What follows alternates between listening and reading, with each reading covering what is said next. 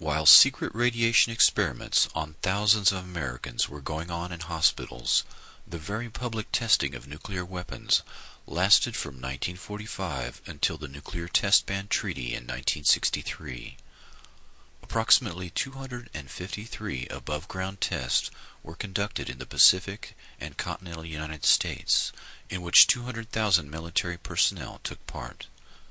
The Atomic Veterans issued the following statement. We were the victims of radiation experiments too. They exposed over 200,000 of us in over 200 atmospheric atomic and hydrogen bomb tests between 1945 and 1962.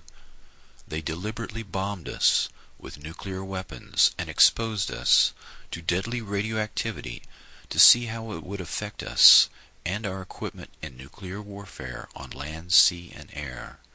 They didn't need our informed consent because we were under military discipline.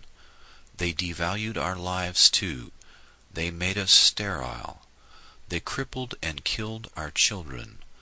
They made widows of our wives, then denied repeatedly and publicly that there was ever any danger.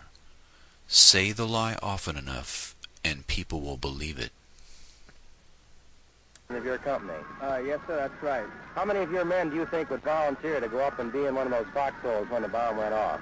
Oh, I'd volunteer, I guess, for about a half a dozen. At least half a dozen? Yes, sir. You know, that's quite a loud noise that bomb makes when it goes off. Do you think it would do you any harm? No, I don't think the noise would, sir, no. How about radiation? Do you think there's much danger from radiation? Well, radiation is the least of the worries that the men are thinking about.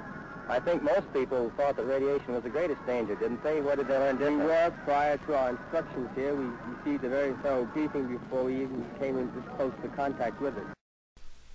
A third group of experimental human subjects, besides the radiation experiment victims and the atomic veterans, are the downwinders.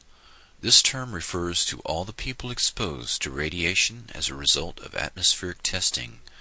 This group in essence comprises the entire United States and in fact the entire world. Fallout from all 2,000 nuclear tests has deposited plutonium, strontium-90, and other radioactive substances in the bodies of every human being on Earth. At what point this experiment would prove fatal for all human life is unknown, but it is known that the human embryo is very vulnerable, and that 1 to 2 rads is sufficient to produce deformity or death. This much radiation and more has been deposited across the continental United States. Several studies document an unexplained increase in child mortality in the U.S. that began shortly after testing began and decreased after atmospheric testing ended.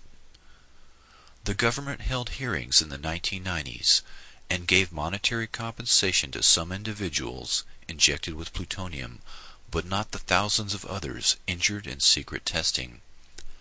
The government's report is largely a whitewash. Few victims were compensated, and no scientist or government employee was ever punished. The institutions involved all claimed ignorance or that the patients were fully informed, which was patently false in all cases. They have largely dodged their responsibility for participating in these acts, the same acts for which the Allies hung Nazi war criminals. After the 1995 Presidential Advisory Committee on Human Radiation Experiments submitted its final report, the children of the deceased plutonium victims had the following statements. Quote, I guess the government really won.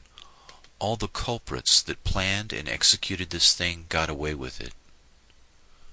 For them to say that a little apology is enough is just beyond belief.